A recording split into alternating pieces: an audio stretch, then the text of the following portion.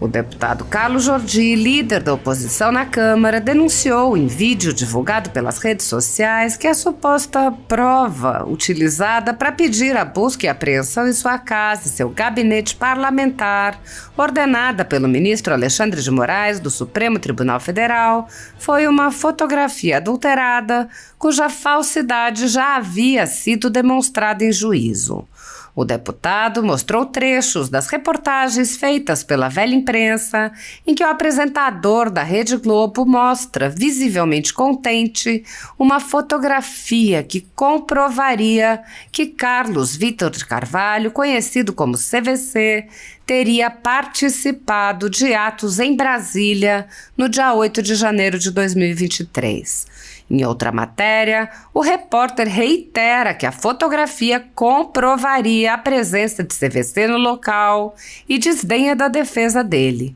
Jordi mostra então que a fotografia original foi postada nas redes de CVC em janeiro de 2019, quando o homem participava da cerimônia de posse do ex-presidente Jair Bolsonaro.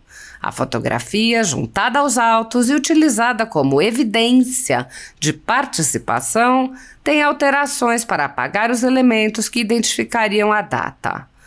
Carlos Jordi afirmou: a busca e apreensão teve como fundamento a troca de mensagens e fotos que ele teria postado, comprovando que ele participou do 8 de janeiro de 2023. Agora vocês vão ver a farsa desta prova. Isso, inclusive, já havia sido demonstrado pela defesa de CVC, o que ensejou sua liberdade pela revogação de sua prisão. O deputado mostrou a foto postada em janeiro de 2019 e apontou: o juiz compreendeu a adulteração e determinou sua soltura, acrescentando que havia ainda outras provas de que CVC estava em Campos de Goytacazes no dia 8 de janeiro de 2023, todas ignoradas pela Polícia Federal ao justificar seu pedido de busca e apreensão contra o deputado. Jordi disse: sabe-se lá por quê. O delegado da Polícia Federal responsável pelo inquérito ignorou todas essas provas em seu relatório. Jordi acrescentou que em todos os inquéritos não há qualquer outra prova contra a CVC e muito menos sobre ele. Ele disse: o que há de verdade nisso tudo é que uma pessoa falsamente acusada de estar no 8 de janeiro de 2023 me chamou de meu líder. E isso levou a Polícia Federal a apreender celular, computador, armas e passaporte do líder da oposição na Câmara dos Deputados. Somente nas ditaduras os líderes da oposição são perseguidos, mas na democracia relativa de Lula tudo é possível. Aliás, a democracia está inabalada. Apenas não discorde, não faça críticas e não contrarie os meios ilegais que estão sendo utilizados.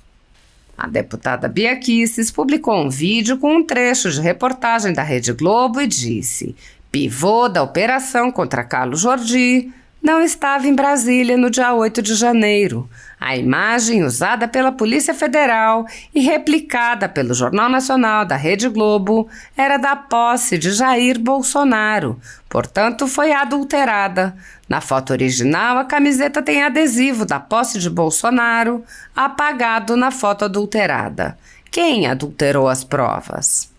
A escritora Cláudia Wild comentou: observando a degeneração e comprometimento dos processos envolvendo o tal 8 de janeiro, apenas mais um mero detalhezinho desimportante na democracia inabalável do pujante Estado de Direito de Pindorama, dos inquéritos exoconstitucionais do xerifão nacional.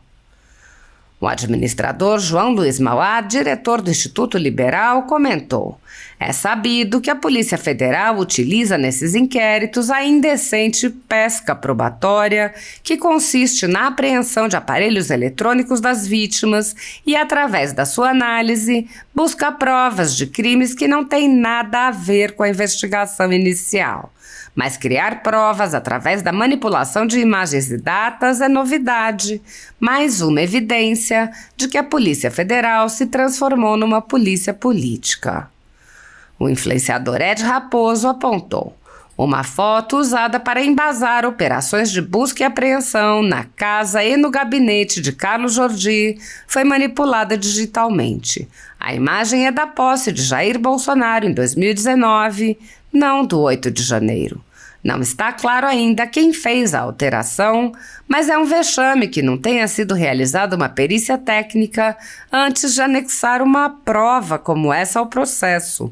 O homem em questão nem em Brasília estava no dia das invasões e, só para não perder o costume, está tudo em sigilo e ninguém tem acesso aos autos. Democracia pujante a todo vapor. Bom dia, Varzil. O deputado Sóstenes Cavalcante comentou: ativismo judicial vergonhoso, totalmente anticonstitucional. O senador Magno Malta questionou: será mais um erro de Alexandre de Moraes? O escritor Flávio Gordon perguntou: foto fora do contexto, fake news, para incriminar um parlamentar de oposição? O que mais falta para nossa democracia inabalada? A decretação de medidas excessivas e abusivas com base em provas frágeis ou mesmo inexistentes é uma marca dos inquéritos políticos conduzidos em cortes superiores contra a oposição ao governo Lula. Nesses inquéritos, matérias, reportagens e relatórios produzidos pela velha imprensa são aceitos como se fossem provas, mesmo que não tenham qualquer compromisso com os fatos, assim como depoimentos de pessoas suspeitas e interessadas. Com base nesse tipo de material probatório, medidas abusivas são impostas a cidadãos e permanecem em vigor indefinidamente, enquanto os inquéritos são prorrogados repetidamente, chegando a absurdos como o inquérito das fake news, que já vai completar 5 anos. Nesses inquéritos, pedidos feitos por parlamentares de extrema esquerda são prontamente atendidos, justificados por relatórios produzidos por eles mesmos ou matérias produzidas pela imprensa aliada, acompanhados de listas de desafetos que devem ser alvo das medidas solicitadas. É comum que não haja qualquer relação entre as listas e as provas. No chamado inquérito do fim do mundo e nos inquéritos dele decorrentes, já houve prisões políticas sem que houvesse sequer indiciamento das pessoas presas, imposição de uso de tornozeleira eletrônica e prisão domiciliar em endereço diferente de onde as pessoas moravam, quebra de sigilo de parlamentares, inclusive de senadores, quebra de sigilos de pessoas e empresas, inclusive de veículos de imprensa, quebra de sigilos do ajudante de ordens do presidente da República, censura de veículos de imprensa, de cidadãos e de parlamentares, bloqueio de redes sociais de jornalistas, veículos de imprensa, cidadãos e parlamentares, buscas e apreensões em empresas, residências de familiares e gabinetes de parlamentares, proibição de contato entre pessoas que muitas vezes nem se conhecem, proibição a parlamentares de concederem entrevistas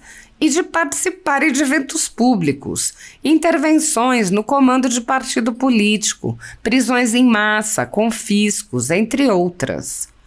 A totalidade da renda da Folha Política, assim como de outros canais e sites conservadores, está sendo confiscada a mando do ex-corregedor do TSE, Luiz Felipe Salomão, com apoio e aplauso dos ministros Luiz Roberto Barroso, Alexandre de Moraes e Edson Fachin.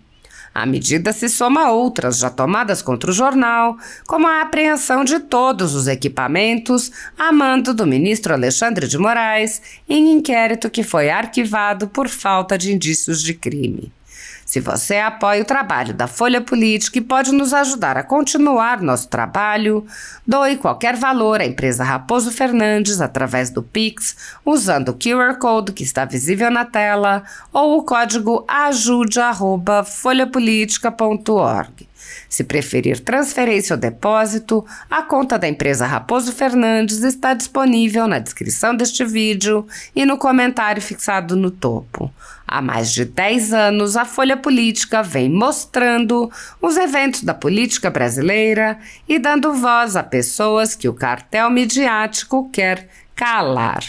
Pix ajude@folhapolitica.org. Assista.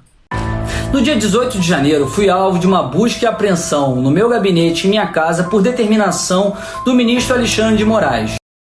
Boa parte da imprensa noticiou que eu seria o mentor de ações antidemocráticas. Contudo, a única prova apresentada para fazer essa relação foi uma troca de mensagens entre CVC e eu, em que ele me chamava de meu líder. Segundo o inquérito, CVC teria participado do ato do 8 de janeiro de 2023 e eu teria ordenado ações antidemocráticas.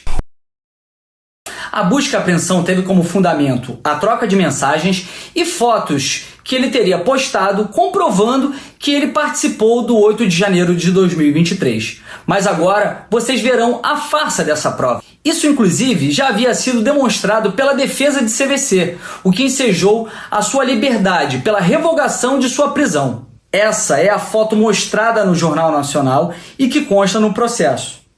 E essa é a foto original, de uma postagem de 12 de janeiro de 2019. CVC postou a foto da posse presidencial do Bolsonaro, realizada no dia 1º de janeiro de 2019. Ele apenas postou alguns dias depois. E o juiz compreendeu a adulteração e determinou sua soltura, até porque ele não poderia estar em Brasília com o GPS dele demonstrando que ele saiu de casa em Campos às 10h59. No dia 8 de janeiro de 2023, CVC saiu de sua casa na rua Durval de Souza às 10h59, passando pelo Parque do Prado às 11h26, visitando o CIEP 057 às 11h49, passou no Superbom ao meio-dia e depois voltou à sua casa ao 12h07. Câmeras registraram quando CVC, sua noiva e sua mãe pararam em um terreno de sua propriedade na beira da estrada em que será construída uma casa.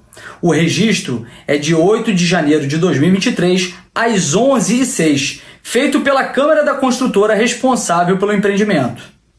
Sabe-se lá por quê, o delegado da Polícia Federal responsável pelo inquérito ignorou todas essas provas no seu relatório, provas que inclusive foram apresentadas ao juiz e que ensejaram na revogação da prisão de CVC. Algumas semanas após a revogação de sua prisão, o juiz do caso foi trocado e a nova juíza remeteu os autos para o STF. E um detalhe importante é que em nenhuma das outras especulações de atos antidemocráticos supostamente cometidos por CVC há alguma prova. A única prova é uma foto adulterada de uma postagem feita em 2019 na posse do presidente Bolsonaro. O que há de verdade nisso tudo é que uma pessoa falsamente acusada de estar no dia 8 de janeiro de 2023 me chamou de meu líder. E isso levou a Polícia Federal a apreender celular, computador, arma e passaporte do líder da oposição na Câmara dos Deputados. Somente nas ditaduras os líderes da oposição são perseguidos, mas na democracia relativa de Lula tudo é possível. Aliás, a democracia está inabalada. Apenas não discorde, não faça críticas e não contrarie os meios ilegais que estão sendo utilizados. Sobre as decisões do ministro Alexandre de Moraes, ou melhor, a decisão da semana passada, que agora foi tornada pública, baseada unicamente em uma matéria jornalística, e também o pedido, a representação policial feita pelo delegado Fábio Alvarez Chor, porque ela é risível. Aqueles que estão nos acompanhando, ouçam isso.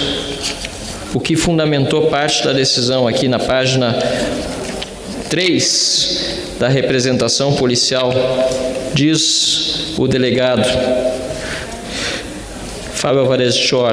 Neste tópico, observa-se que há a concentração das pessoas envolvidas, ele está tratando dos grupos de WhatsApp, as mensagens privadas, no sentido de dissimular a atividade irregular de patrocínio da campanha como atos patrióticos, e bota entre aspas, compras de bandeiras para o ato de 7 de setembro. Não, presidente, isso aqui não tem cabimento. Como se diz no Rio Grande do Sul, é para cair os butiás do bolso. Me caíram os butiás do bolso, a gente fala no Rio Grande do Sul. Compras de bandeiras para o dia 7 de setembro foram consideradas atividade irregular identificada nas conversas de WhatsApp. Eu me pergunto, senhor presidente, o que sobra para as manifestações violentas que são organizadas pela esquerda, pelo MST, que aliás não ameaçou invadir o STF. O MST já invadiu o prédio do STF, já invadiram o prédio do Congresso Nacional, e não houve nem perto, nem 1% do que estão fazendo contra quem falou em comprar bandeiras, suponho, do Brasil, para o dia 7 de setembro num grupo de WhatsApp. Olha, presidente, é algo que não dá nem para acreditar. Depois diz aqui o delegado, como é sabido, mensagens de apoio a atos violentos, ou seja, ele considera que supõe que seriam violentos ou violentas as manifestações, repito, que são então as do MST. Porque as manifestações de que eu participei pelo impeachment da Dilma, as manifestações que temos visto de quem vai com a bandeira do Brasil para a rua, salvo raríssimas exceções, às vezes inclusive de infiltrados, não tem nada a ver com as manifestações autoritárias da esquerda do MST.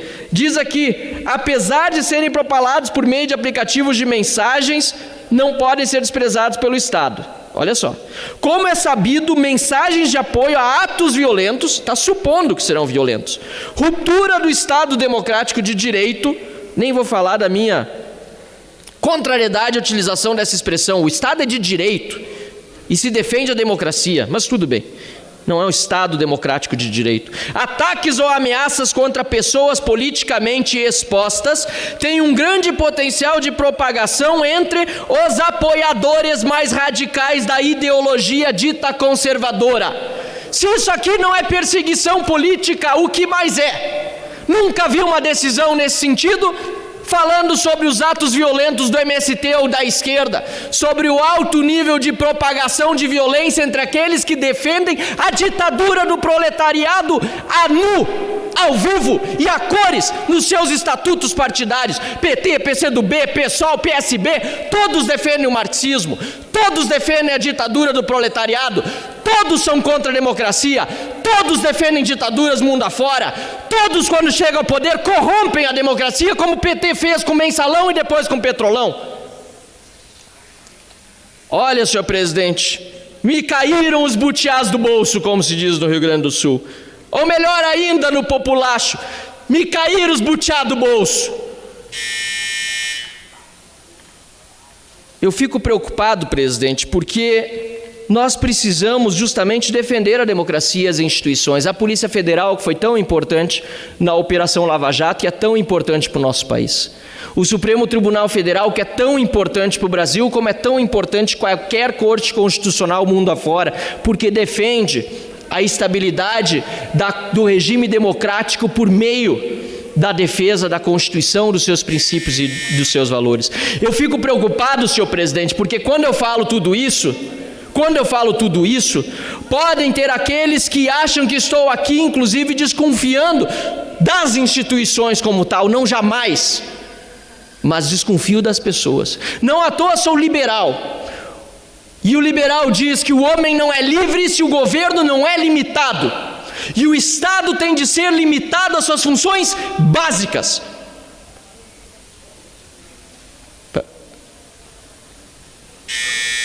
O Estado precisa garantir os direitos naturais e fundamentais, a vida, a propriedade e a liberdade. O Estado não pode extrapolar as suas funções a ponto de prejudicar a confiança do cidadão no Estado. a confiança do cidadão nas instituições. Não é isso de que se trata este meu discurso. Pelo contrário, eu defendo a estabilidade institucional, eu defendo o equilíbrio entre as instituições, eu defendo a harmonia entre os poderes, e é por isso que chamo a atenção àqueles que seja no Parlamento, na Polícia Federal, no Ministério Público, que não tratei aqui, mas poderia ter falado também, ou no Supremo Tribunal Federal, tem por meio de suas decisões, suas posturas, suas falas, que quer que seja desafiado a estabilidade institucional e promovido perseguição política.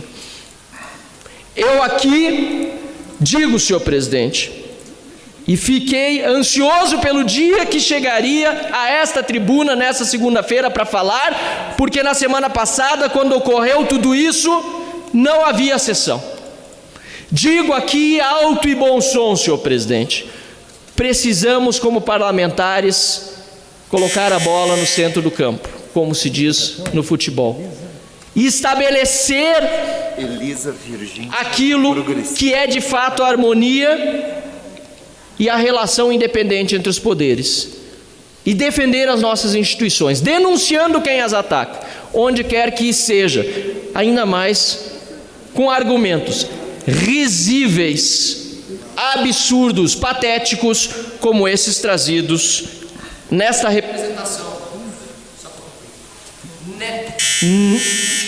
representação da Polícia Federal e nesta decisão do ministro Alexandre de Moraes. Obrigado. Com a palavra,